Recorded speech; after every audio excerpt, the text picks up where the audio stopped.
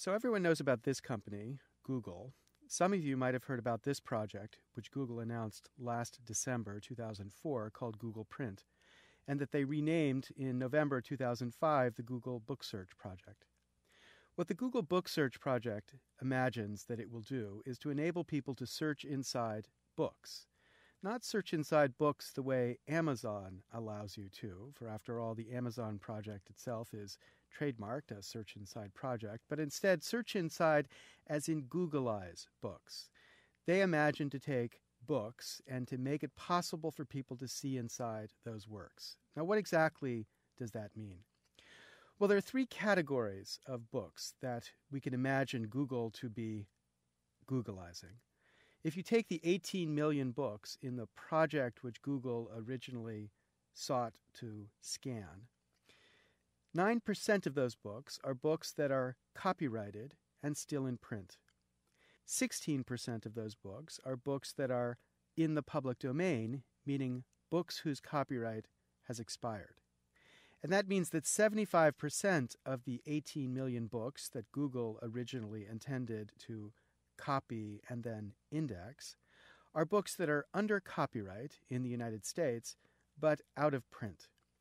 So what the Google Book Search Project imagines it will do is to first scan everything, and then second, grant access to these books differentially, meaning depending upon the status of the book, grant different access. And so there are three kinds of access Google intends to grant.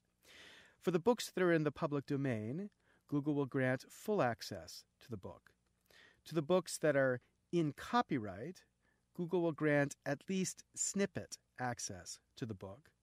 And for books that are in copyright and in print, meaning books with whom there's a publisher or a copyright owner to negotiate, Google will grant as much access as the publishers and authors allow.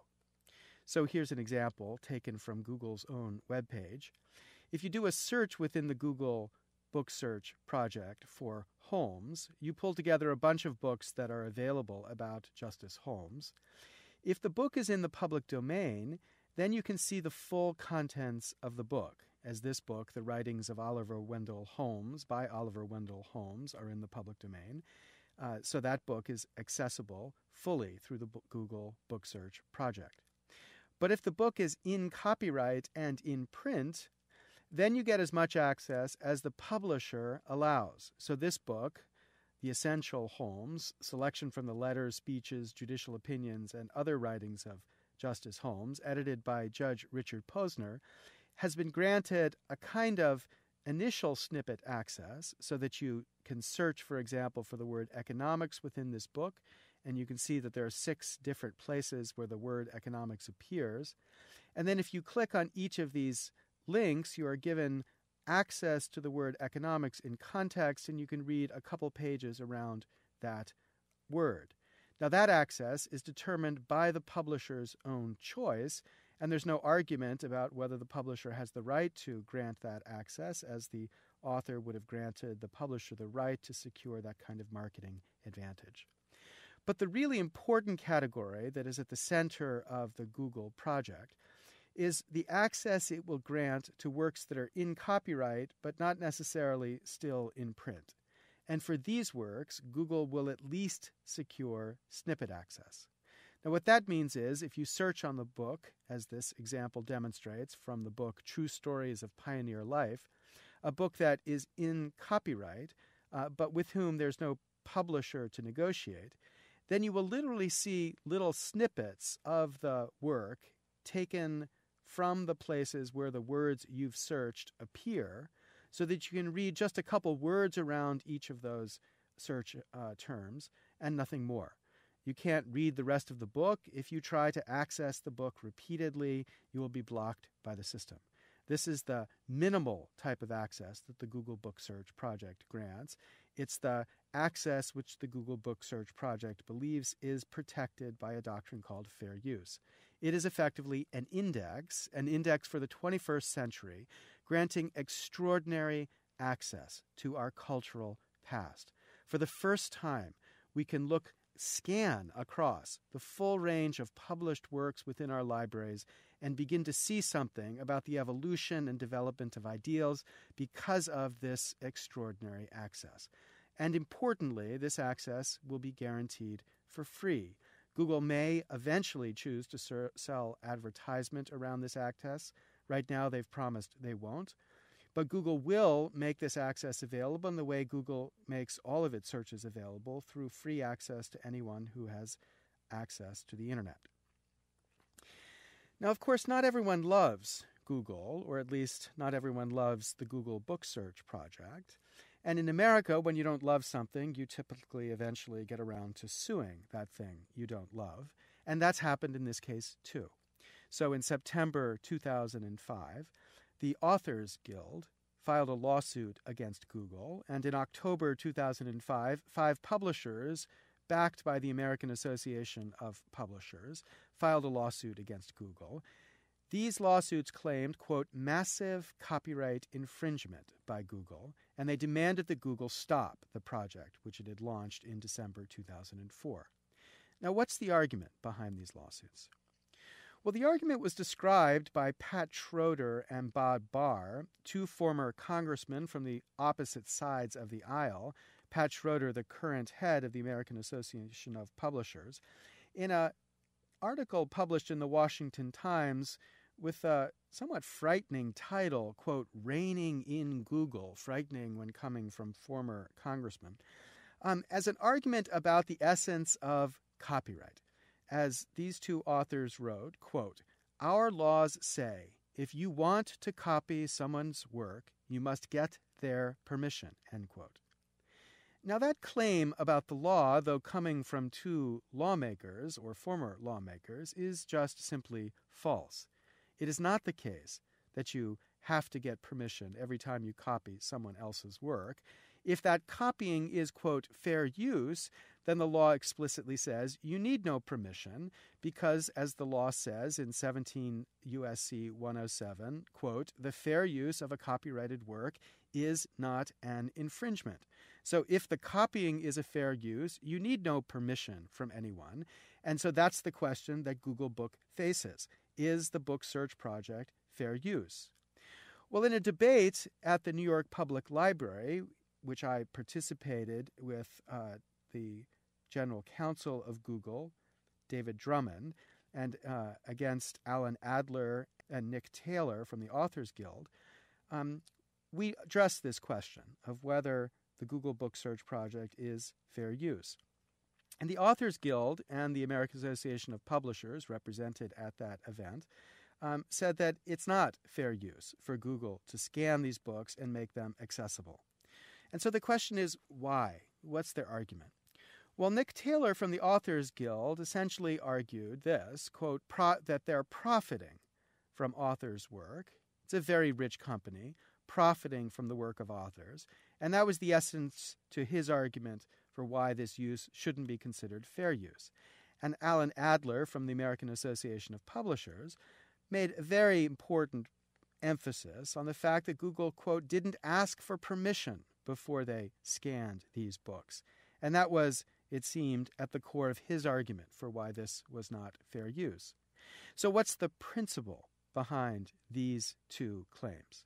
Well, the principle is something is not fair use if you can either, 1, profit from it without returning profits to the authors, or 2, if you engage in that use without the permission of the authors. Is that true? Is that really what fair use is? Take, for example, this extraordinary book, Free Culture, written by me, Lawrence Lessig, and published by Penguin. This book is filled with, of course, brilliance, but it's also filled with quotes. Quotes from people whose work I make reference to, either to praise or to criticize that work. I have profited from being able to use these quotes in writing this book. I didn't ask permission for using these quotes in this book. I used them under the doctrine of fair use. So is my use not fair use because I profited from these quotes and I didn't ask permission? Well, under the principle of the Authors Guild and the American Association of Publishers, the answer to that question must be no. This is not fair use. But the critical point to recognize is that if that's the principle, this represents a radical change in the doctrine of fair use. Fair use means, and has always meant, that people have the right to profit on other people's work so long as the use is fair. They're allowed to use the work without the permission of the original author so long as the use is fair. And so the fact that you've profited or that there isn't permission isn't itself a determinant of whether it's fair use. Instead, those two features of fair use have always been at the core of what fair use has allowed. So let's return then to the core question. Is Google Book Search fair use? Well, the argument that it's not has an echo from a case decided a number of years ago in the middle of the internet boom, a case that was inspired by a technology produced by the company mp3.com. mp3.com produced a technology called the Beemit technology. The Beemit technology made it simple for people to get access to their CD collection.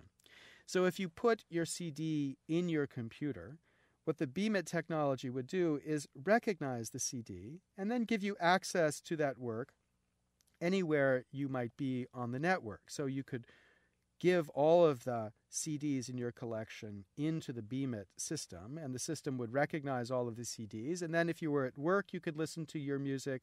If you're at home, you could listen to your music. If you were traveling, you could listen to your music. If you were at a friend's house, you could listen to your music. The point is, all of this access was made possible through the Beemit service. And as you see from this sign-in screen, the Beemit service protected the collection that it compiled by requiring that there be some password to assure that not just anyone could get access to that collection. So to prepare to make this service available, mp3.com copied about 50,000 CDs to servers so that when people put the CDs into their computers, the company would have a copy accessible so that they could grant access to the music once the identification had been made. Well, it took about a week for the major record labels to file a lawsuit against mp3.com, and they got the court to ask a fundamental question. Who authorized the original copy of those CDs? For even though mp3.com believed quite sensibly that they were facilitating just a fair use of the CDs that a customer had purchased, a fair use by giving that person access to that CD wherever they were, a kind of space shifting of content that had been purchased by the consumer. In order to enable that fair use, mp3.com had to copy the contents of those 50,000 CDs onto the server. And it was that initial copy that puzzled and troubled the court.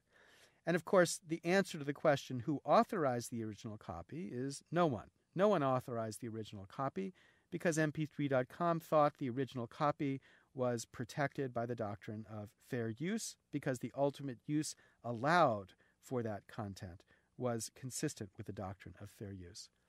Well, the court disagreed with mp3.com.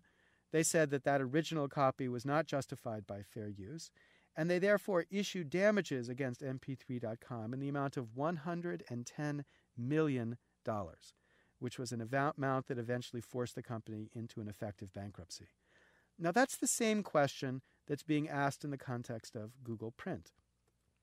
For who authorizes the original copy, at least of those books that are in copyright and with which there is no agreement? And the answer again is no one has authorized that original copy. And so if the principle of the mp3.com case continues, namely that even though the ultimate use might be a fair use, the original copy itself is not protected. If that's the principle that applies, then the Authors Guild and the American Association of Publishers believe they have a strong case to say that Google is not protected by fair use. But it's my view that Google is protected by fair use. And the argument that suggests that they are really comes in two different parts. The first part builds upon another important case decided recently in the Ninth Circuit, a case called Kelly versus Arriba Soft Corporation. What the Kelly case involved was a practice that's become increasingly common on the internet of search engines taking thumbnail images of copyrighted content that exists on the internet and giving people access to those images through some simple search interface. So here's a picture of Google Images, which does essentially the same thing that the Arriba Soft case described. You can see that in this picture, there are thumbnail versions of images that exist on other websites. And if you clicked one of these thumbnail images, you would be taken to that other website and given the opportunity to see the full image on that other website. There was no effort to copy the original image and store that under either the Arriba Soft case or in the Google case. Instead, this is simply a way to grant an index into images that are available elsewhere. Now, the court said what happened in this case is that the original copyrighted work had been reduced so as to link to an image, a thumbnail image linked to the original image. So there was a transformation of the original copyrighted work by transforming it into a thumbnail. That thumbnail itself wasn't a substitution for the original copyrighted work. The quality of the thumbnail is so poor, no one would ever use that instead of the original copyrighted work. And all that the transformative work did was give you access to the original copyrighted work in a way that protected and advanced the interests of the underlying copyright owner. And that's what grounded the claim for fair use, which the Arriba Soft case ultimately held protected the practice in that particular case. And so too, could you argue, is what Google here protected by fair use. Because what Google is doing here is also producing a transformation of the original copyrighted work. That transformation produces a reduced image, in some sense, of the original copyrighted work. So again, here are the snippets that Google displays as a way to give you access to the original copyrighted work. Once you see this reduced quality image, then you have the opportunity to link back to the original copyrighted work in a way that drives you to that original work. The difference, of course, is that the work here is not on the computer because we're indexing books in physical space, whereas the works in the Arriba Soft case were on the computer somewhere. You could see the original work on the computer. But the principle that unites the two cases is that the transformation produces a reduced version of the original copyrighted work, itself not a substitute for the original work, but instead providing an advanced index or access to the original copyrighted work in a way that actually adds value back to the original copyrighted work. That principle in both cases drives the conclusion that there should be fair use in both cases. So this link to books is just like the link to images in the Arriba Soft case. But the second reason that I think this case clearly falls under the fair use doctrine is much more practical, a consideration that's often extremely hard to enter into in the context of the law, because the law's structure does not easily admit what everyone else in the world takes as obvious.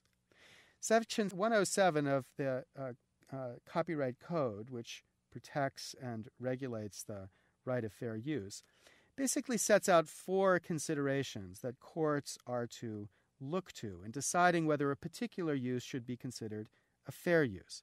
And they ask that you look to the nature of the work and the nature of the use and the amount of the use of the work that you're going to use and the potential effect on markets that are involved in the use that you are making.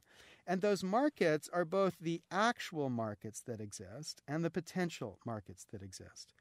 So if your use is actually harming the existing original market, then it's less likely your use will be found to be fair use. And if it's harming what is reasonably thought to be a potential market, then your use is less likely to be found to be a fair use. Now, the Authors Guild and the American Association of Publishers at the New York Public Library debate admitted that they weren't losing any money because of what Google Print was doing. Instead, they were complaining because they were not going to be profiting from anything that Google Print did. So what they demanded was a piece of the pie, a pie that Google would itself be baking. And their claim is that the law of copyright gives them a demand to get a piece of the value that Google produces through Google's innovation. And so, of course, they say that they could themselves engage in this practice of making this content available, and that itself would constitute a potential market, and therefore Google is threatening that potential market. Now, this claim makes some sense with respect to one particular portion of the universe of books that Google Print is scanning. That's the portion of works that are in copyright and still in print. What I said was about 9% of the total number of books that Google intended to scan. And you might say that maybe that's understating the number a bit, because even if a book is now out of print, maybe it's recent enough that we could know something about the original author. So we could say that that number is maybe a little bit beyond 9%, maybe 9 to 15%. But the point is, regardless of how liberal we are with that estimation, it still is a tiny fraction of the total number of books that Google has promised to scan and make available to the world for free. So it's possible with respect to those, and the fact is Google is engaging in negotiations with those types of works. Remember this image from the examples that I gave before of Google Print project as it relates to works that are in print and in copyright. In that context, Google is negotiating with the very same publishers who are suing Google right now to grant an access as broad as the publishers will allow. So with respect to the works where there is actually an opportunity to engage in some kind of market transaction, Google is engaging in a market transaction to grant access beyond the minimal access that the snippets search would provide. But with respect to the works that are in copyright and out of print, it's just not the case that it's possible to engage in the traditional market transaction to ask permission before you included those works within the Google search engine. You can't do this because the, quote, property involved here, copyright, happens to be the most inefficient property system ever composed by man. This system was not designed to make it easy for us to go back and find old copyright owners, because we have no way to know who those copyright owners are, because the system doesn't require that that data be kept. So copyright in the United States right now reaches back to 1923. Any work from 1923 on could be copyrighted, depending upon how the copyright was preserved, could be depending upon whether it was registered initially. But then that question is, do we even know which works are registered and which works which were registered were renewed? Most sensible people think there must be a list out there of whose works are copyrighted or which works remain protected by the law. But of course, the reality is there is no list. There is no list of copyright owners. There is no list of what works are under copyright. There is no simple way to know who owns what properly. And if there's no simple way to know who owns what property, there's no way to ask permission before one uses that property. If you can't know who owns what, then you can't ask permission. And if permission is necessary, that means this Google project is impossible. And then you might begin to ask, if you can't build a market here, then why shouldn't this be considered fair use? The market depends upon being able to engage in a market transaction, which means identifying the property owner and asking that person for permission. But in this market, the property system is so inefficient that there's no possible way to engage in that market transaction. And that's exactly the sort of reason that should justify the conclusion that the use Google wants to make for this work is simply protected by fair use. And if it's not protected by fair use, then first it's absolutely clear that the Google book search project can't happen. And you might begin to wonder about Google itself. Because what Google is doing with books is exactly what Google does with the World Wide Web. Right now with the World Wide Web, Google copies as much of the web as it can, and it then builds an index on the basis of that copy. Google offers people to be excluded from that index, either by putting a little notice on their website or by asking Google explicitly to be removed from the index. Either way makes it simple for someone in the World Wide Web to be removed from the Google index if that's their preference. And this is exactly what Google has offered people with the Google Book Search project. People in the Google Book Search project are also allowed to exempt themselves from the Google Book Search project.